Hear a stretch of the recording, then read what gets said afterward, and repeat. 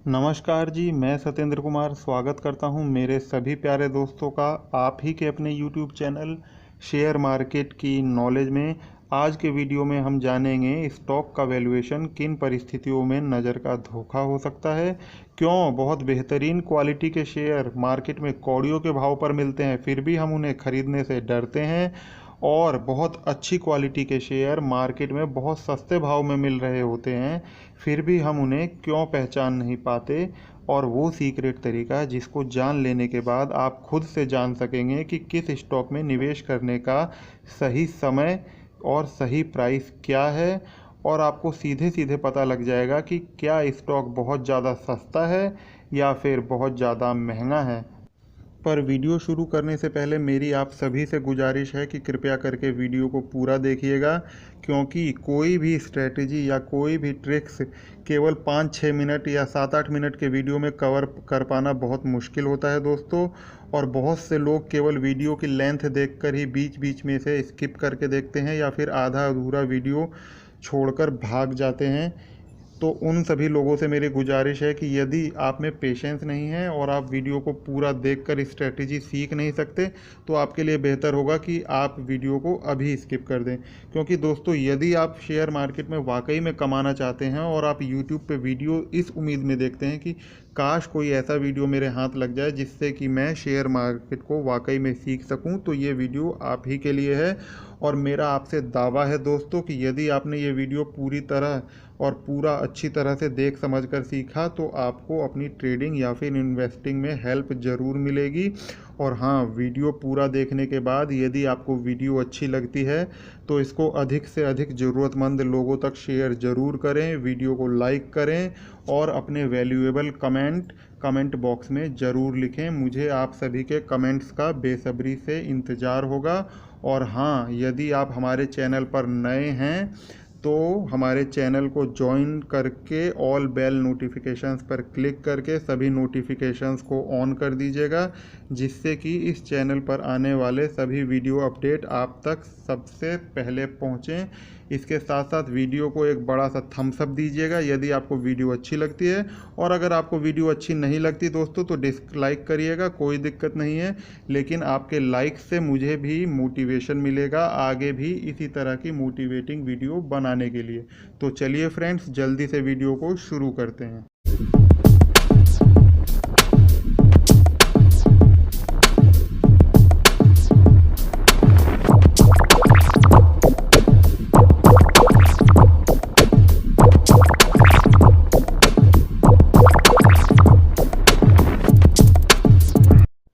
आज है दिनांक 26 फरवरी 2021 और आज का टॉपिक समझने के लिए हमने जिस शेयर का एग्जाम्पल लिया है उसका नाम है CESC लिमिटेड। और दोस्तों, मैं आपको डिस्क्लेमर के रूप में बताना चाहूँगा कि मौजूदा समय में इस शेयर में मेरी पोजीशंस हो सकती हैं।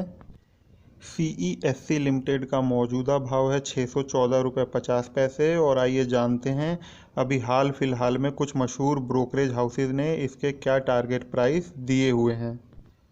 कोटक इंस्टीट्यूशनल इक्विटीज़ ने इसमें बाय की कॉल दी हुई है और 800 रुपये के टारगेट दिए हुए हैं। फाइनेंशियल एक्सप्रेस में ये आर्टिकल 15 जनवरी 2021 को पब्लिश हुआ है। मोतीलाल ओसवाल ने इसमें 873 रुपये के टारगेट प्राइस दिए हुए हैं और ये आर्टिकल इकोनॉमिक टाइम्स में 14 जनवरी 2021 को पब्लिश हुआ है। JM फाइनेंशियल ने भी इसमें बाय की कॉल दी हुई है और ये article the Hindu business line .com में पब्लिश हुआ है 18 जनवरी 2021 को। और उन्होंने जो इसके टारगेट प्राइस दिए हुए हैं वो है 790 रुपये। तो दोस्तों, इन सभी बड़े ब्रोकरेज हाउसेज ने इसके इतने बड़े बड़े टारगेट दे रखे हैं और करंट में शेयर का प्राइस 600 रुपये के आसपास ट्रेड हो रहा है। तो अभी इन ब्रोकरेज हाउसेस के टारगेट कितने सही हैं कितने गलत हैं हम नहीं कह सकते, लेकिन अपनी वीडियो में आगे हम जानेंगे अपनी स्ट्रेटजी की मदद से कि ये टारगेट प्राइस कितने सही हैं और हमारी स्ट्रेटजी के अकॉर्डिंग इस शेयर का मौजूदा समय के अनुसार टारगेट कितना होना चाहिए। लेकिन उससे पहले हम एक केस स्टडी समझ लेते हैं। दोस्तों, अभी हाल ही की बात है, 30 मार्च 2020 को वेदांता के शेयर ने 60 रुपये 20 पैसे का लो लगाया और वो इसी प्राइस रेंज में मार्केट में ट्रेड कर रहा था। 12 मई 2020 को वेदांता के प्रमोटरों ने ये घोषणा करी कि वे वेदांता के शेयर को स्टॉक एक्सचेंज से डिलिस्ट कराना चाहते हैं। जो फ्लोर प्राइस उन्होंने दिया वो था 87 रुपीज़ 50 पैसे का। अब दोस्तों, उस समय अधिकतर निवेशकों को ये अंदाज़ा नहीं था कि वेदांता का शेयर इस समय अपनी फेयर वैल्यू से बहुत ज़्यादा नीचे ट्रेड कर रहा है। और दोस्तों, इसी का फ़ायदा उनके प्रमोटर्स ने उठाना चाहा और वे वेदांता की डिलिस्टिंग का ऑफ़र बहुत ही कम भाव में लेके आ गए। उनका अंदाज़ा ये था दोस्तों कि हम 87.5 रुपीज़ का फ्लोर प्राइस तय कर रहे हैं, मोल भाव करने के बाद भी हम अगर प्रीमियम भी पे करते हैं तो हम वेदांता के शेयर को 150 से 140 रुपये तक के भाव पर डिलिस्ट करा लेंगे। और दोस्तों, हुआ भी ऐसा ही। अधिकतर निवेशकों ने जो डिलिस्टिंग के लिए जो अपनी एक्सेप्टेंस देनी होती है उसमें अपने शेयर को 140 से 160 रुपये के भाव पर कोट कर दिया।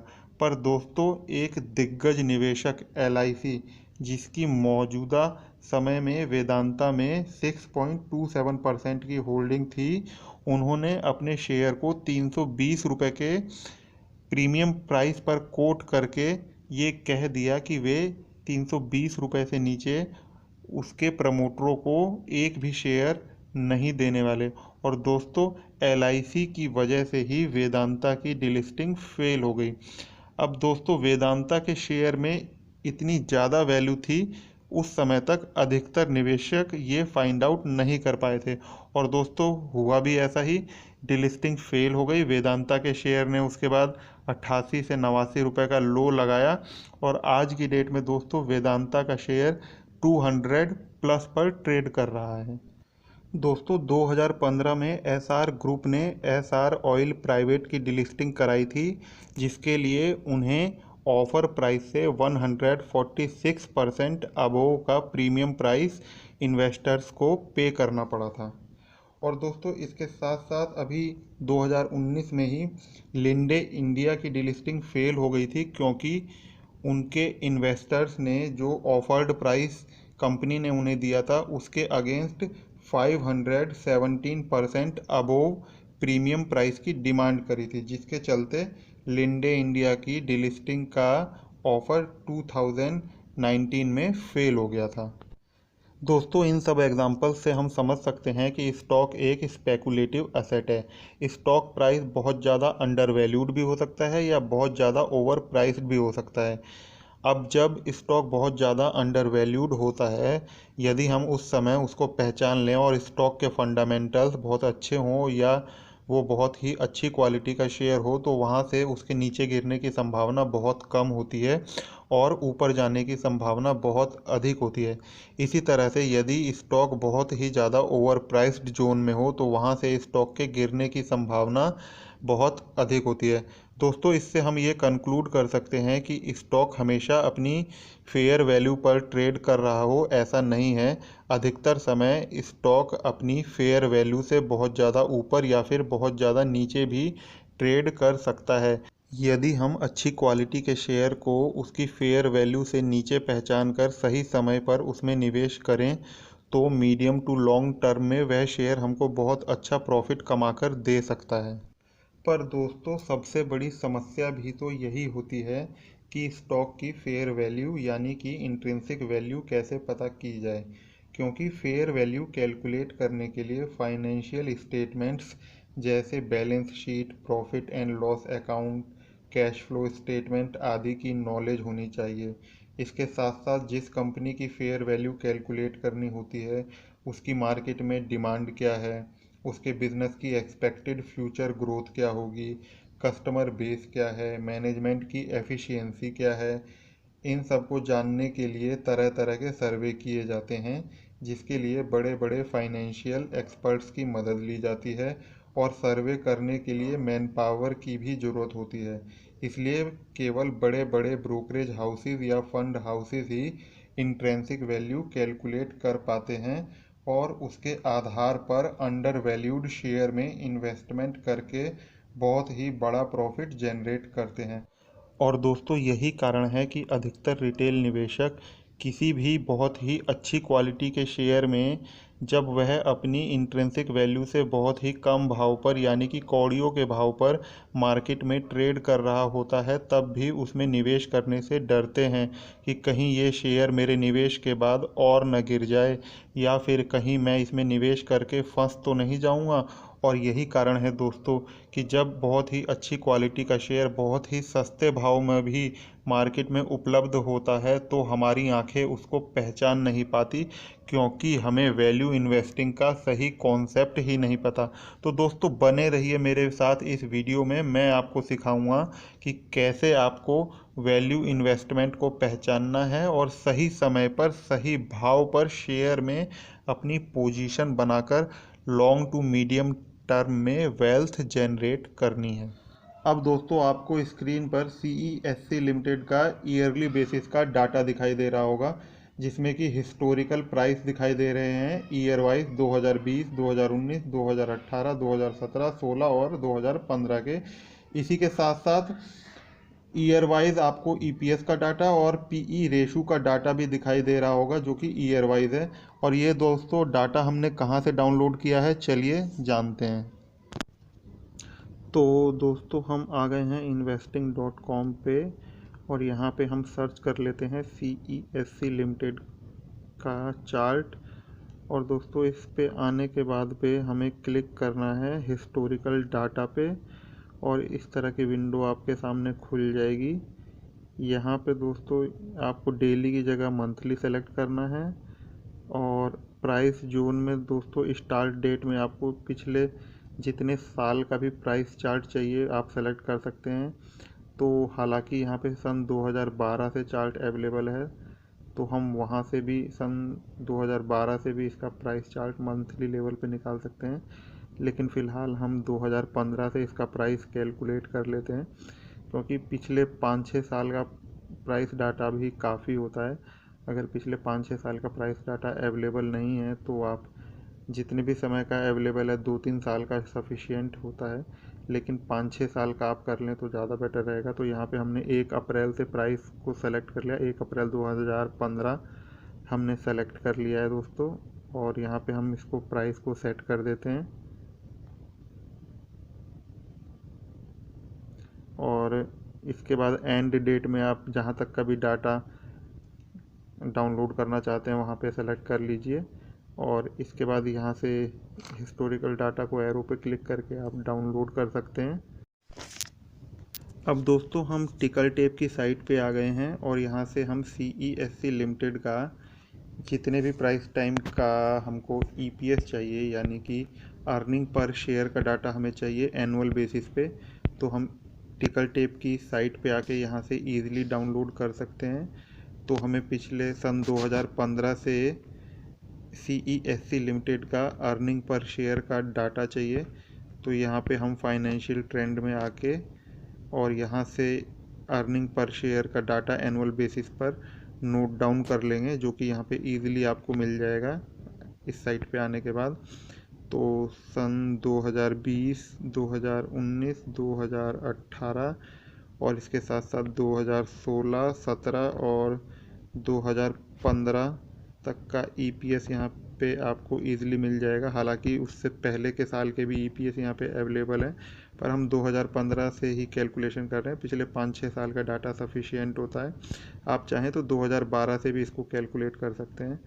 तो हमने यहाँ से EPS नोट डाउन कर लिया दोस्तों, और इसके साथ साथ हम करंट फाइनेंशियल ईयर का भी EPS यहाँ से नोट डाउन कर लेंगे, जो कि ईज़िली यहाँ पे आपको एनुअल की जगह क्वार्टरली सेलेक्ट करने पे आपको ईज़िली मिल जाएगा।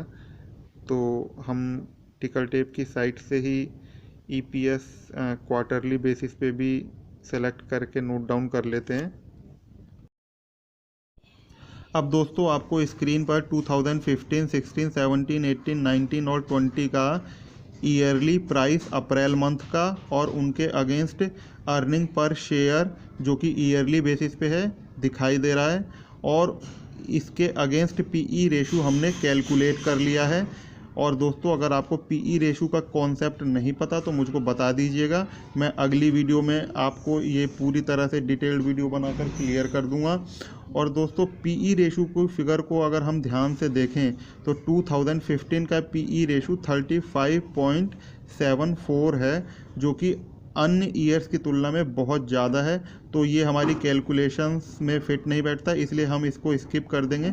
इसलिए हम 2016, 17, 18, 19 और 20 का एवरेज पीई रेशो कैलकुलेट कर लेते हैं, जो कि 12.27 आया है। इसके साथ साथ दोस्तों स्क्रीन में नीचे की साइड आपको दिखाई दे रहा होगा कि करंट फाइनेंशियल ईयर 2020 और 2021 में जून मंथ, सितंबर मंथ और दिसंबर मंथ का ईपीएस रिस्पेक्टिवली 14.93, 27.91 और 24.43 है। और अभी ये ईयर कंप्लीट होने में 3 महीने का समय बाकी है। तो अगर हम इन 3 पीई रेशो के बेसिस पर ही, ईपीएस के बेसिस पर ही अगर मार्च 2021 का एक्सपेक्टेड पीई रेशो कैलकुलेट करें तो उसकी एवरेज 22.27 के लगभग आएगी। इसलिए हमने यहाँ पे भी एक एवरेज मानकर करंट फाइनेंशियल ईयर का भी पीई रेशो कैलकुलेट किया हुआ है, जो कि 89.69 आ रहा है। अब फ्रेंड शेयर प्राइस कैलकुलेट करने का जो फॉर्मूला होता है वो होता है average PE ratio historical basis पे इनटू करंट फाइनेंशियल ईयर का एक्सपेक्टेड ईपीएस, जो कि 12.27 और 89.69 रिस्पेक्टिवली आ रहे थे। और इनका मल्टीप्लिकेशन करने पे हमें 1100 की फिगर आती है।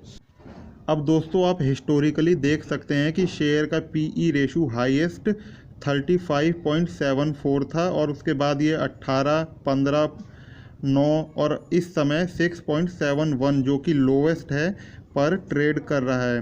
तो हमारा जो पीई रेशो का एवरेज था वो 12.27 आया। और यदि हम यह भी मान लें कि 12.27 मीडियम टर्म में नहीं आएगा, तो भी अगर हम यही कैलकुलेशन 9.01 जो कि 2020 का ही पीई रेशो है उससे भी कैलकुलेशन करें और इसको एक्सपेक्टेड ईपीएस से मल्टीप्लाई करें, तो हमारा शेयर का प्राइस 808.1 आता है, जो कि 808 रुपये 10 पैसे होता है, जो कि लगभग वही प्राइस है जो कि 3 बड़े ब्रोकरेज हाउसेज ने हमें दिए हैं। और दोस्तों इसी तरह से हम आने वाले फ्यूचर में शेयर का प्राइस क्या होगा ये भी कैलकुलेट कर सकते हैं, लेकिन हमें उसमें उसकी एक्सपेक्टेड ग्रोथ का भी फैक्टर कैलकुलेट करना होगा। और यदि आप इस बारे में भी वीडियो चाहते हैं तो मुझे कमेंट सेक्शन में बता दीजिएगा, तो मैं आपके लिए फ्यूचर में शेयर का प्राइस क्या हो सकता है इसके ऊपर भी वीडियो लेकर आऊँगा। अब दोस्तों निफ्टी 50 और बैंक निफ्टी इस समय ऑल टाइम हाई पर ट्रेड कर रहे हैं और सब तरफ यही खबर फैलाई जा रही है कि मार्केट बहुत ज़्यादा ओवर वैल्यूड हो गई है, बहुत ज़्यादा बढ़ गई है और यहाँ से कभी भी क्रैश आ सकता है। तो दोस्तों आपकी आंखों के सामने है क्रैश की सच्चाई। दोस्तों ये सब कुछ नहीं है, बस रिटेल इन्वेस्टर को मूर्ख बनाने का तरीका है और ये हथकंडे हैं कि कैसे उनसे वैल्यूड शेयर सस्ते भाव पर ले लिए जाएं। मार्केट को बहुत ज़्यादा चढ़ा दिया गया है, परंतु शेयर अभी भी बहुत ही ज़्यादा अंडर वैल्यूड ट्रेड कर रहे हैं। मैं कुछ सेलेक्टेड और अच्छी कंपनियों के शेयर की बात कर रहा हूं, हर शेयर अच्छी क्वालिटी का नहीं होता। अब दोस्तों निफ्टी 50 के कुछ चुनिंदा स्टॉक्स की मदद से निफ्टी 50 को तो ऑल टाइम हाई पर पहुंचा दिया गया है, परंतु मार्केट में अच्छी क्वालिटी के अधिकतर शेयर अभी भी बहुत ही कम वैल्यू पर ट्रेड कर रहे हैं। तो यदि आप भी ये स्ट्रेटेजी अच्छी तरह से सीख गए हैं तो इस स्ट्रेटजी को लगाकर आप भी अपने निवेश के स्टॉक चुन सकते हैं। और दोस्तों आज निफ्टी में जैसे 1000 पॉइंट से ज़्यादा का जो क्रैश आया है, तो आपने भी नोटिस किया होगा कि यदि आपकी पोर्टफोलियो में बहुत ही अच्छी क्वालिटी के शेयर हैं तो निफ्टी के कंपैरिजन में आपका पोर्टफोलियो बहुत ही कम गिरा होगा, क्योंकि दोस्तों निफ्टी को गिराकर आपके पोर्टफोलियो से शेयर निकालने की कोशिश की जा रही है। तो बिग प्लेयर्स की चाल को समझिए, सावधान रहिए, जागरूक रहिए और मार्केट में इन्वेस्ट रहिए। ये बुल रन की मार्केट है जो कि लॉन्ग टर्म में आपको बहुत अच्छे रिटर्न कमा के देगी दोस्तों। तो अगर आपको ये वीडियो अच्छी लगी हो तो इसको अधिक से अधिक लोगों को शेयर करिएगा और मेरे चैनल को ज्वाइन करिएगा। धन्यवाद दोस्तों।